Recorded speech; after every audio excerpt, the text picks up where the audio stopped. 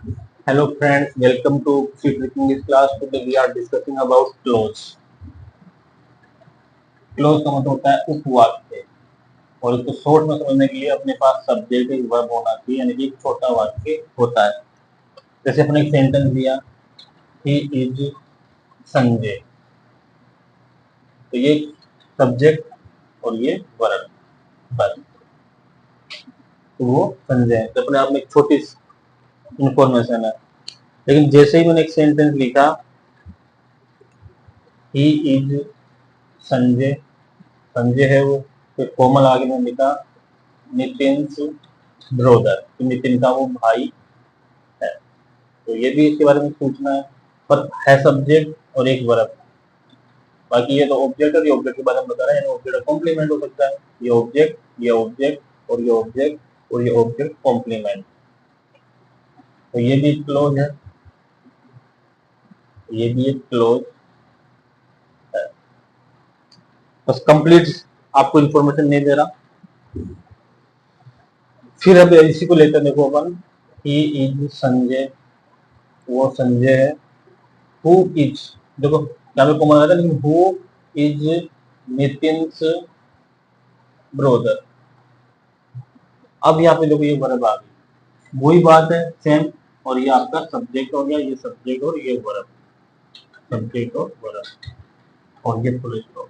अब जब दो सब्जेक्ट और दो वर्ब है, इसका मतलब ये दो क्लोज हो गए, और दो क्लोज मिलकर एक सेंटेंस बना रहा है। अब दिक्कत ये है, ये दो क्लोज होते हैं तो वो एक डिपेंडेंट होता है, एक इंडिपेंडेंट होता है। तो देखो इंडिपेंडेंट है ये वाला क्लोज, और ये वाला हो गया आपका डिपेंडेंट। आपको बात करेंगे जो नितिन का भाई, अब जो है तो कौन जो है, ये संजय जो है, यानी कि इसका अर्थ इस पर डिपेंड कर रहा है। और ये अपने आप में एक है, ये संजय है तो है, तो ये इंडिपेंडेंट है और ये डिपेंड क्लोज है। डिपेंड का मतलब है दूसरे क्लोज पे उसका अर्थ डिपेंड करता हो।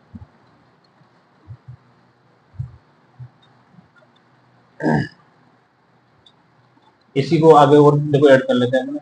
He is Sanjay who is Nitin brother, Nitin का तो भाई है, लेकिन and my friend, and he is my best friend. अब आप कहोगे सर तीन क्लोज हो गए, देखो ये आपका हो गया इंडिपेंडेंट क्लोज, ठीक है, और ये हो गया आपका डिपेंडेंट। फिर आप कहोगे ये, तो वो भी मेरा बेस्ट फ्रेंड है, और नितिन जो मेरा भाई है, तो ये किस पर डिपेंड कर रहा है, ये इस पे, और ये इस पे कर रहा है, जो नितिन का ब्रदर है, ये दोनों ही इस पर डिपेंड कर रहे हैं। इस पे डिपेंड नहीं कर रहा कि भाई नितिन जो, तो क्या वो मतलब नहीं होगा, जो कौन है, ये संजय ये, और ये बेस्ट फ्रेंड है, तो ये भी आपका डिपेंडेंट क्लोज है। अब ये आप समझ पा रहे हो कि एंड आ रहा है, एंड का मतलब यही होता है, मतलब ये कंपाउंड सेंटेंस होता है और दो डिपेंडेंट क्लोज को जोड़ता है। दोनों ही एक दूसरे के ऊपर क्या होते हैं, डिपेंड करता है। ये इस पर डिपेंड करता है, ये इस पर डिपेंड करता है। बेस्ट फ्रेंड कौन है, नितिन को होता है, नितिन को कौन है, बेस्ट फ्रेंड। ये दोनों किस पर डिपेंड कर रहे हैं, इस पे। समझ गए, ये कंपाउंड सेंटेंस है और ये हो गया आपका कॉम्प्लेक्स, और पूरा हो गया आपका कॉम्प्लेक्स। ये दो डिपेंडेंट और एक इंडिपेंडेंट है। तो अपन साथ साथ थोड़ा सा सिंपल कॉम्प्लेक्स कंपाउंड भी समझते जाएंगे। जैसे इसी को एक तरह से लिख सकते हैं, he is Sanjay who is Nitin brother, Nitin का तो भाई है, एंड एन इंटेलिजेंट पर्सन भी है, एन इंटेलिजेंट पर्सन, एक होशियार पर्सन भी वो है। तो इस तरह से ये सेंटेंस थे, कुछ आपको बताए हैं।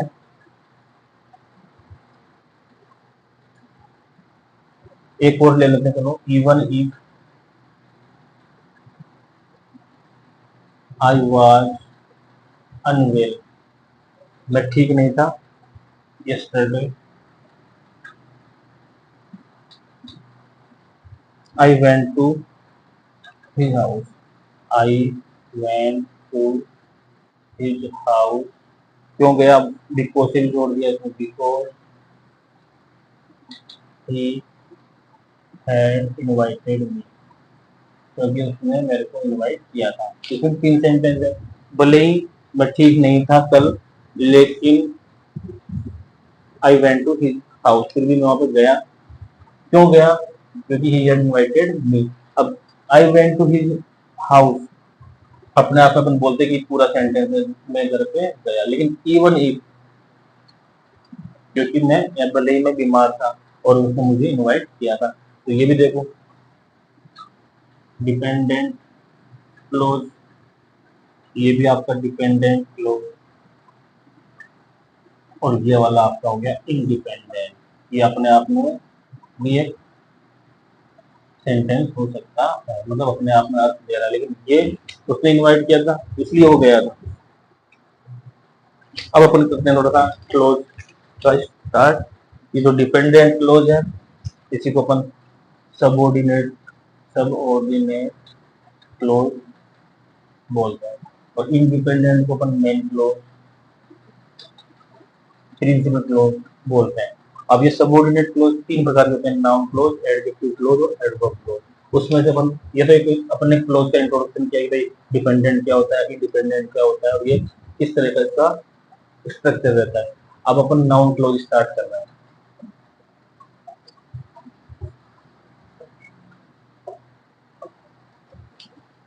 फर्स्ट है नाउन क्लोज।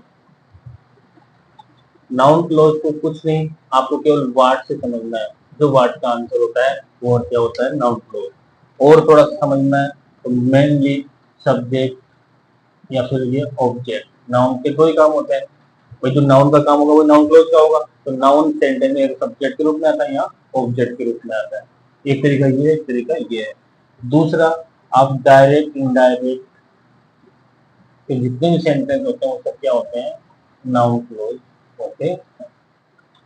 इजी, भाई सब्जेक्ट ऑब्जेक्ट से समझ जाओ। डायरेक्ट इनडायरेक्ट जो फॉर्मेट होता है सेंटेंस का वो सारा नाउन क्लोज होता है, या फिर वर्ड का जवाब नाउन क्लोज होता है, या फिर हिंदी में कहें कि संज्ञा का जो काम करेगा वो नाउन क्लोज होता है। अब संज्ञा के बारे में जानना है, किसी वस्तु, व्यक्ति, स्थान आदि के नाम का बोध कराने वाले शब्द को क्या कहते हैं, noun close.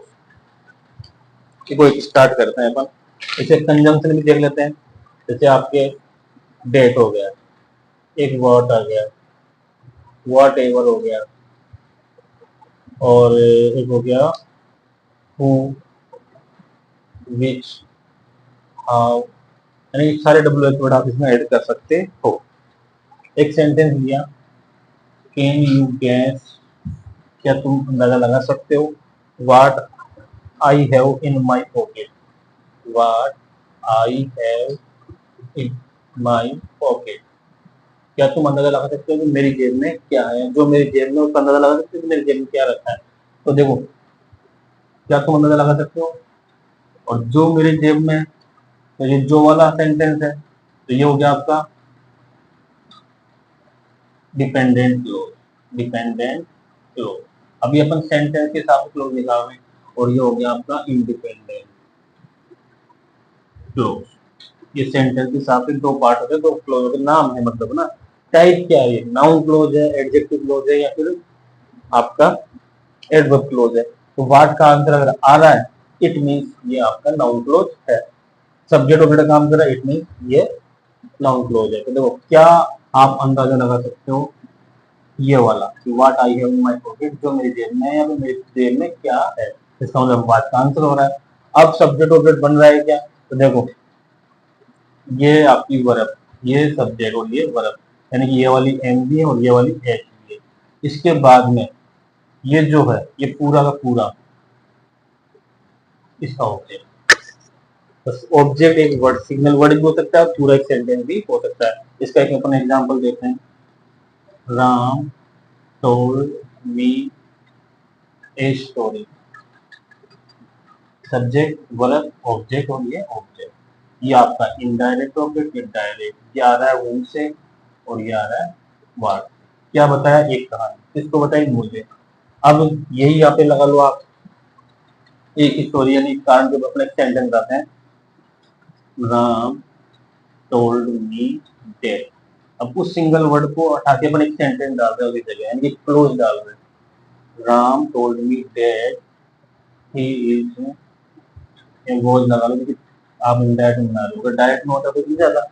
He was going to school, वो स्कूल जा रहा था। अब ये पूरा सेंटेंस कि वो स्कूल जा रहा था किसके बारे में है? ऑब्जेक्ट के बारे में, मतलब एक कारण है। तो देखो ये ऑब्जेक्ट है, वर्ड का आंसर अभी क्या बताया मुझे? वो स्कूल जा रहा था। ये सब्जेक्ट, ये वर्ब और ये ऑब्जेक्ट। तो ये एक वर्ड था, ये पूरा एक सेंटेंस है, यानी कि ये नाउन, ठीक, और ये नाउन क्लोज। अब ये नाउन एक वर्ड का मैंने ऑब्जेक्ट का काम करा था, और ये वाला नाउन क्लोज भी ऑब्जेक्ट का काम कर रहा है। यही तो नाउन क्लोज होता है, सब्जेक्ट ऑब्जेक्ट का काम करेगा कोई वर्ड, यानी कि नाउन, और वो नाउन क्लोज हो जाएगा। तो ये एक नाउन क्लोज के बारे में इंट्रोडक्शन था। कुछ प्रैक्टिस कर लेते हैं सेंटेंस।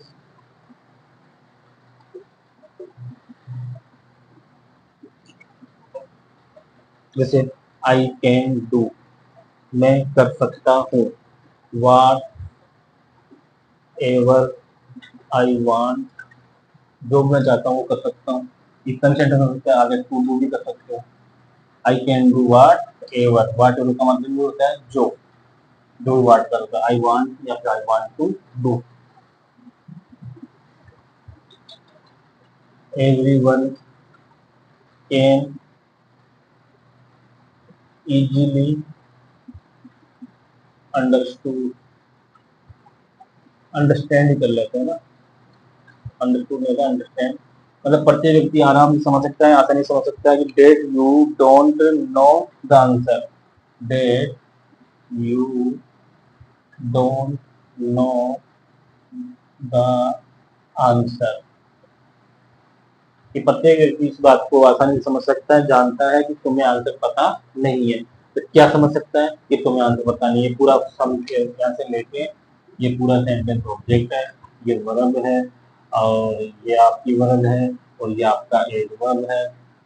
ये वर्ब कैसे समझ सकते हैं? आसानी से। ये आपका सब्जेक्ट है।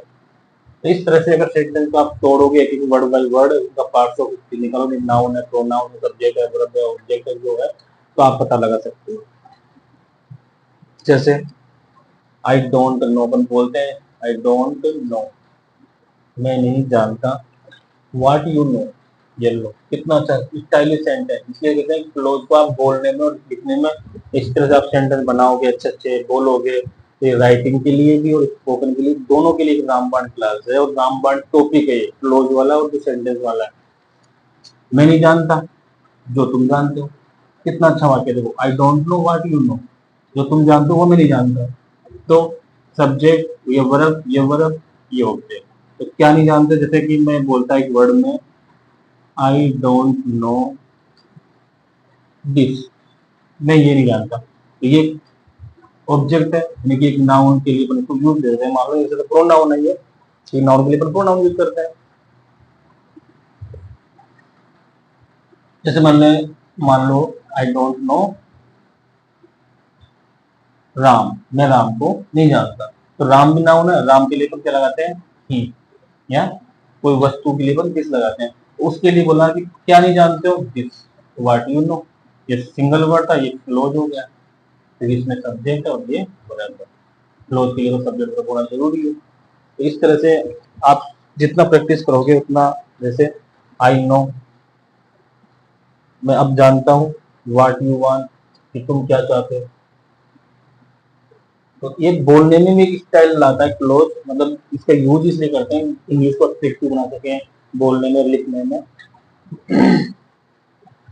फिर है एवरीवन नोज, एवरीवन नोज, प्रत्येक व्यक्ति जानता है। That you are honest, that you are honest, तुम क्या हो? ईमानदार। तो इस तरह से सेंटेंस अपन लेंगे।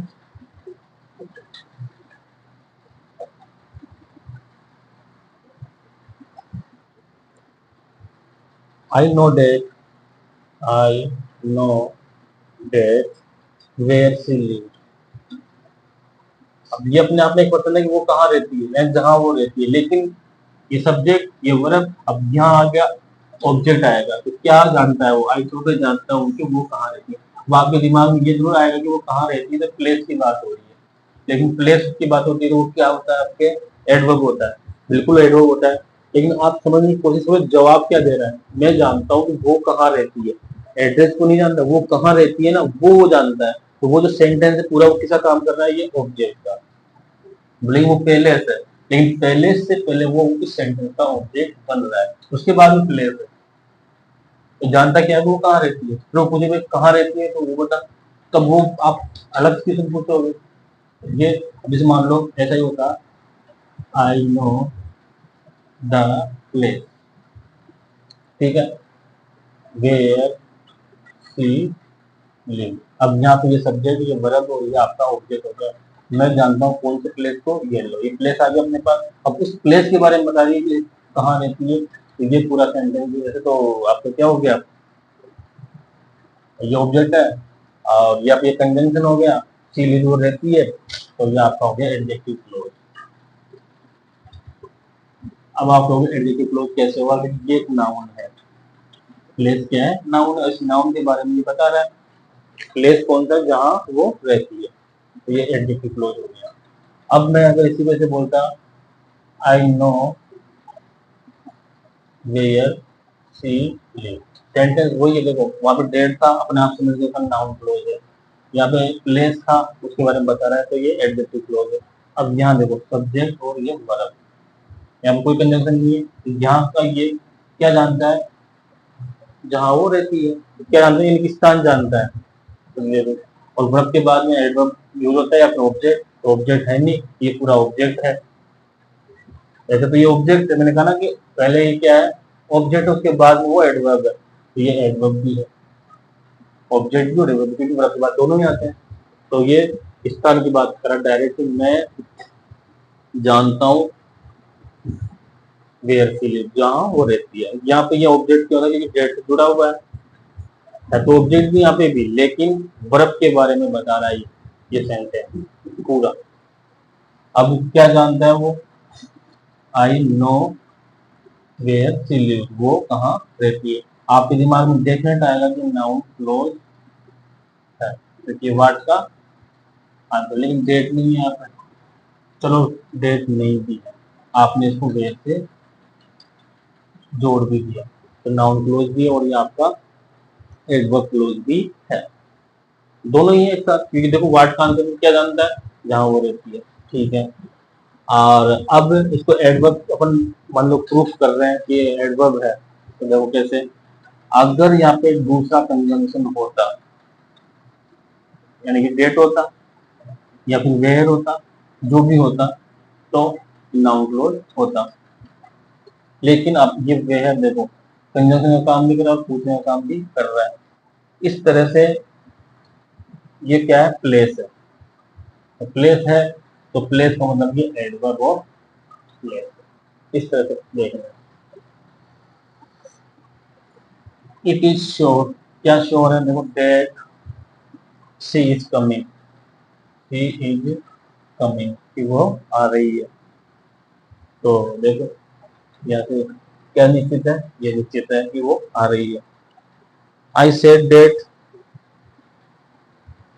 आई said that I will would go, I will go या आई वुड गो, मैंने कहा कि मैं जाऊंगा। Ram told me that, Ram ने मुझे बताया, he was going to Jaipur, he was going to Jaipur, वो जयपुर जा रहा था।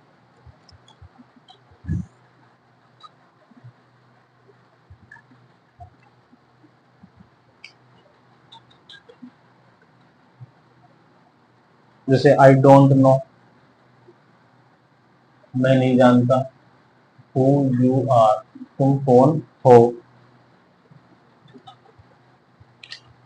तो ये नाउन क्लोज के अपने एक सेंटेंस लगभग अपन ने प्रैक्टिस कर ली है, और भी प्रैक्टिस करेंगे अपन। जैसे डू यू नो, क्या तुम जानते हो, what the weather will be what day is today, कि आज कौन सा दिन है।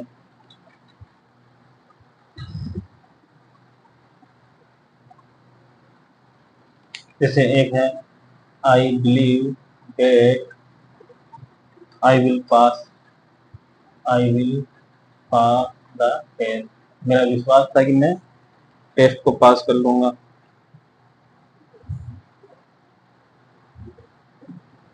तो ये थे आपके नाउन क्लोज के कुछ सेंटेंस। नेक्स्ट अपन पढ़ेंगे एडजेक्टिव, फिर पढ़ेंगे एडवर्ब, फिर सेंटेंस पढ़ेंगे सिंपल, कॉम्प्लेक्स, कंपाउंड।